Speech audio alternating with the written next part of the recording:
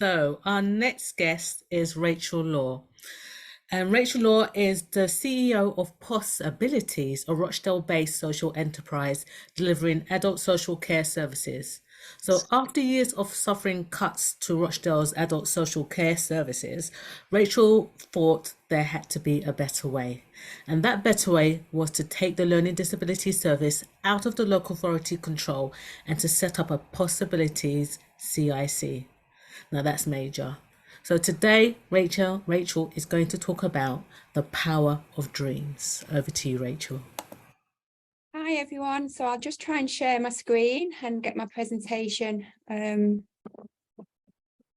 minutes. Okay. Yeah. Can everyone see that? Yeah. Okay. So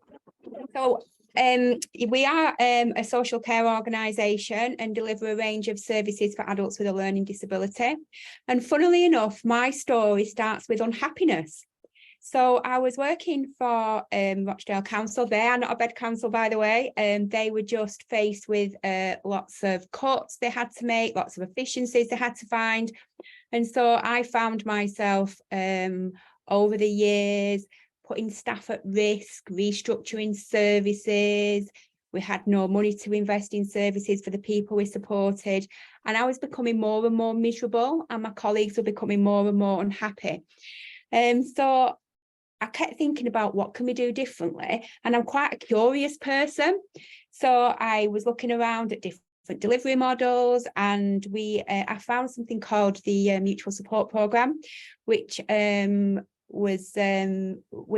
supported public sector organisations to spin out of local authorities. And to cut a long story short, we were accepted and we got some funding, and we took the services out of Rochdale Council on the 1st of April 2014 and formed PossAbilities. And staff took a leap of faith. So the 220 staff that were transferred into the organisation took a leap of faith with the promise that we were going to do something differently. Now, as you probably know, social care has got a bit of a negative reputation. Who wants to work in social care? It's underfunded, it's low paid, and staff work loads of hours. The vacancy, the current turnover rate, according to Skills for Care, is around just over 30%. PossAbilities turnover rate is under 20%.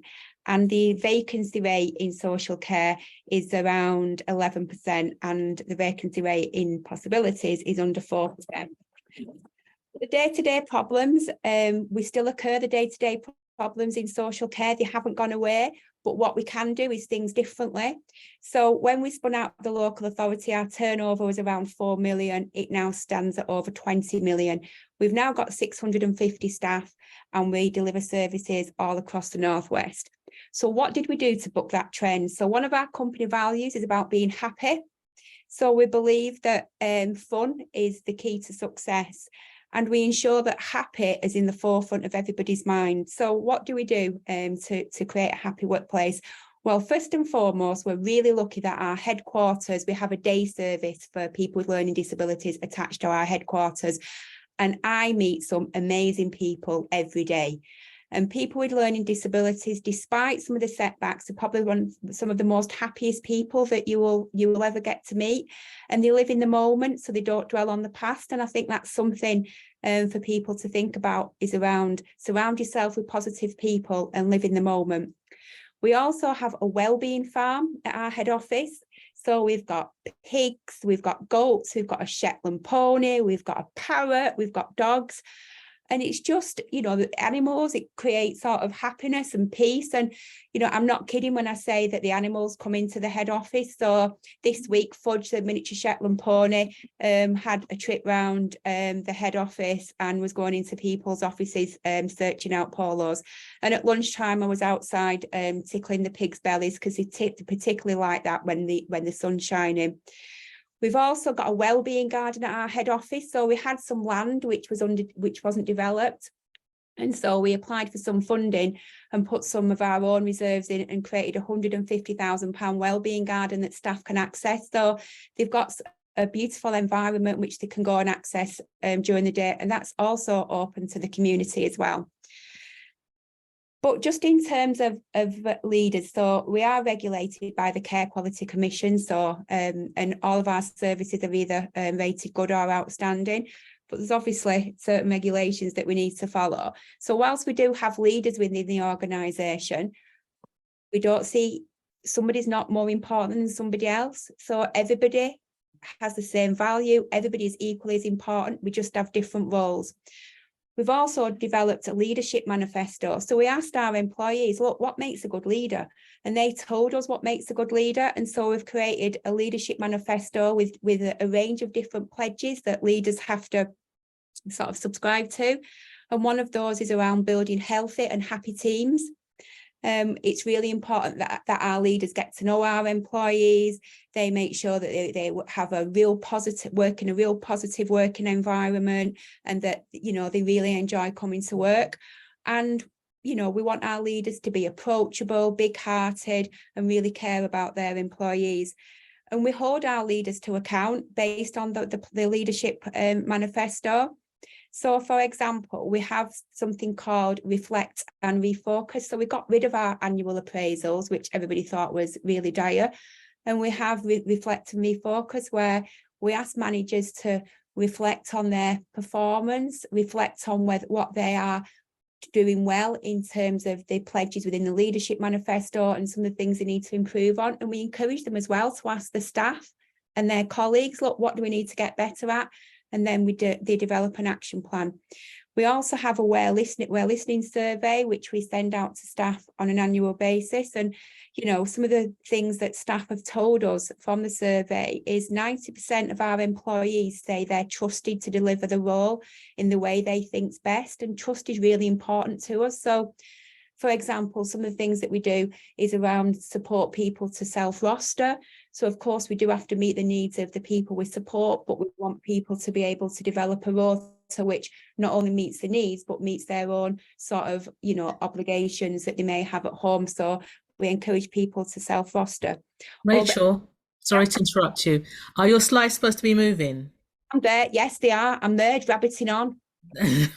Okay, there we go. Sorry Yeah. about that. I will remember, yes. So so there we go. So yeah, so what we do as well is 85% of our staff say they have a good day at work, and 80% of our staff say that they are proud for at work with disabilities. And I guess a lot of social care organisations say that they're part of the community, but they're not.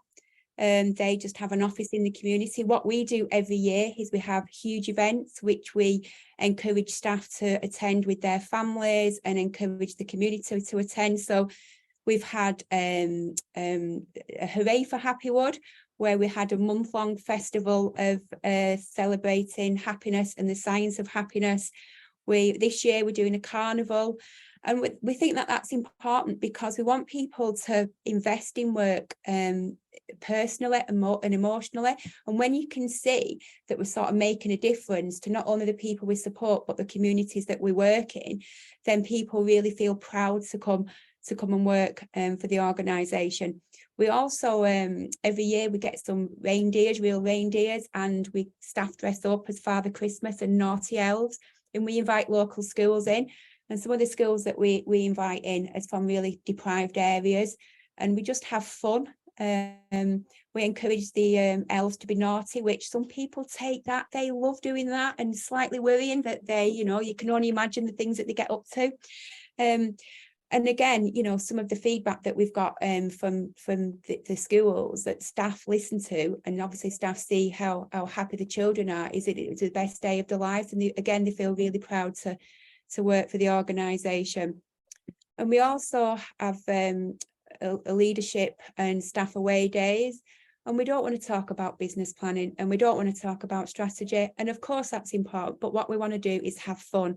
So our away days include breakout rooms, cocktail making, and visiting the Crystal Maze. So yeah, we try and do things a little bit differently. Okay, and my question is evidence that curious people find more happiness. What things do you think you can do to become more curious? So yeah, so what makes PossAbilities a great place to work? So we have a peer-to-peer recognition scheme. So every month we encourage staff to nominate some of the colleagues that have done some amazing things, and we share that across the organisation. You know, staff like to feel valued. We have, and in terms of the peer recognition, at the end of the month, go into a draw and can win a voucher. We also have something called wow cards, which I give out very spontaneously, with a bottle of champagne or some chocolates if people don't drink. And that's just to recognise people that have gone over and above. And it literally is really, really random. Somebody might say to me, oh, somebody over there has really gone over and above. And so I go out and pay a visit to them with some champagne and a wow card. We also have a staff awards night, which we fund.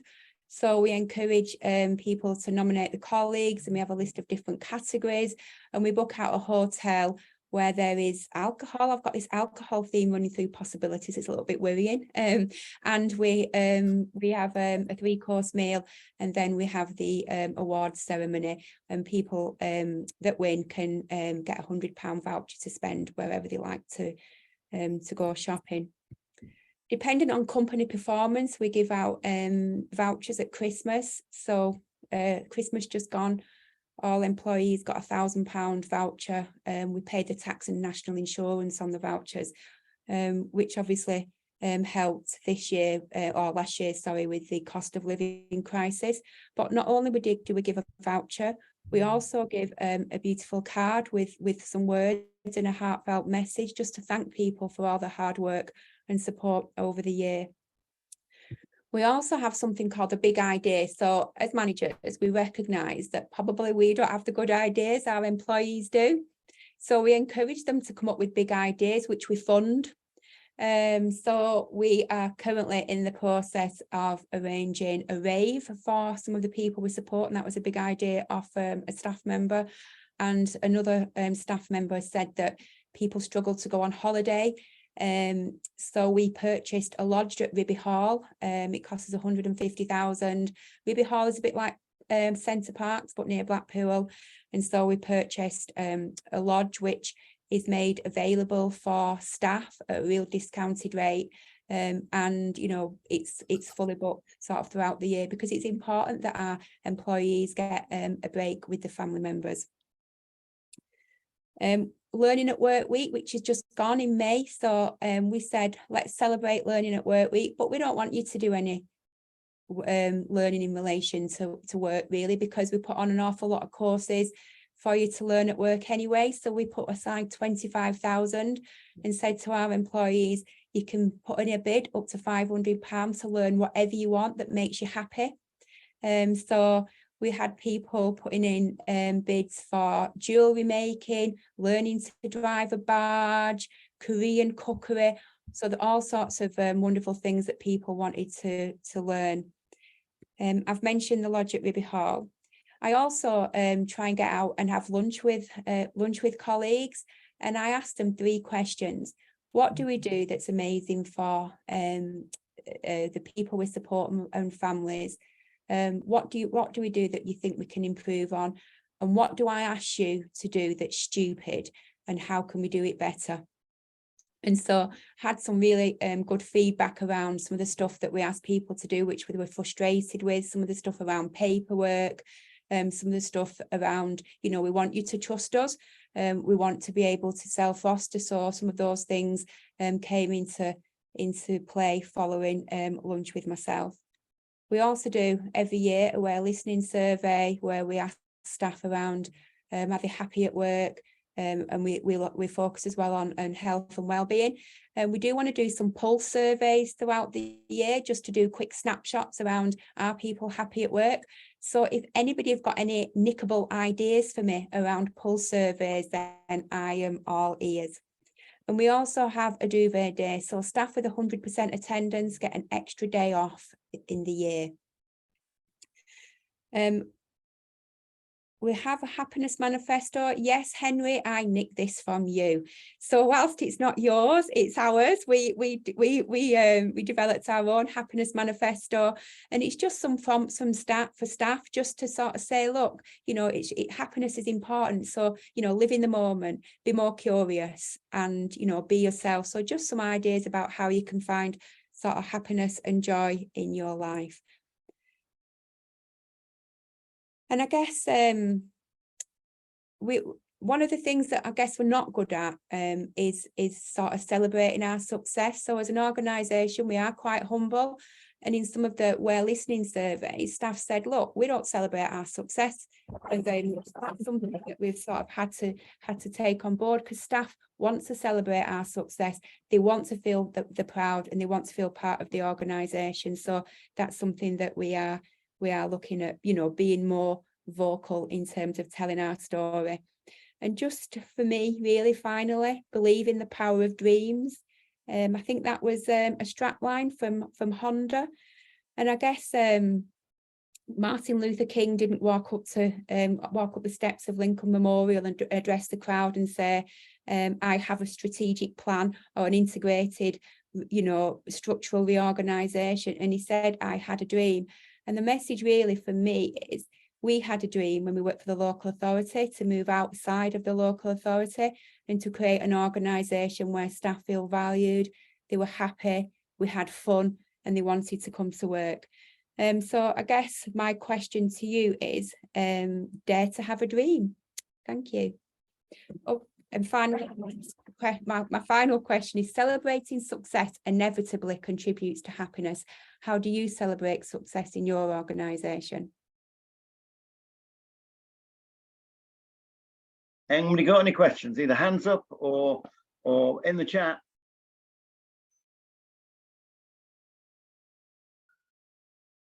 Fidelis, please share your thoughts or your question. Yes, let me unmute. Yes, I think I have got a question. So I think my question is basically touching on the conclusion aspect of Rachel when he mentioned that the organization dream is to try and move away from the local government. How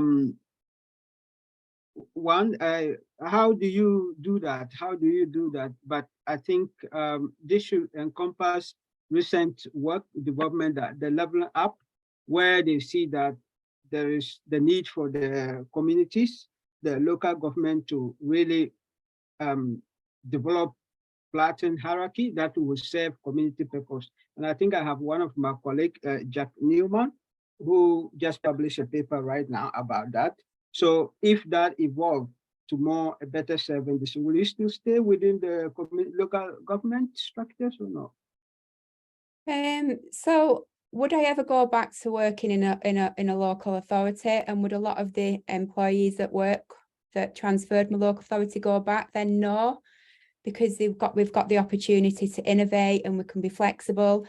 And just in terms of how did we manage to take services out, I talked an awful lot with staff around different delivery models, and I got staff buy-in, and they trusted that you know, the organisation that we were going to establish was going to be better than the local authority, just because we could innovate and we could do things differently. And it was a real hard slog. You know, it took us 12 months with all sorts of stuff that we had to sort of go through in terms of setting up the organisation. Of course, I still had to run the day-to-day services, so it was incredibly difficult. I could talk for absolutely ever and ever on it. So if you want to, you know, have a conversation outside of this about how we did it and some of the stuff that we had to consider, then I'm happy to have a chat with you. It was really complicated, but happy to catch up with you outside of here and have a chat about how we did it. Okay, let's go for Chris. Let's go for Chris McQueen. Chris, tell us your question. Just curious what your planning process looks like, and if it's possible to make something that for many organizations is a bit painful, whether it's possible to make that a happy process. In terms of our planning, so business planning or yeah, business planning for the year. So we have we develop two sort of plans. We have our business planning in terms of how we're going to grow and develop our business, and we also have our strategic plan, which is co-produced with the people we support, and we look at sort of what's working well and what's not working well, and what we need to do to develop and deliver better services for the people we support.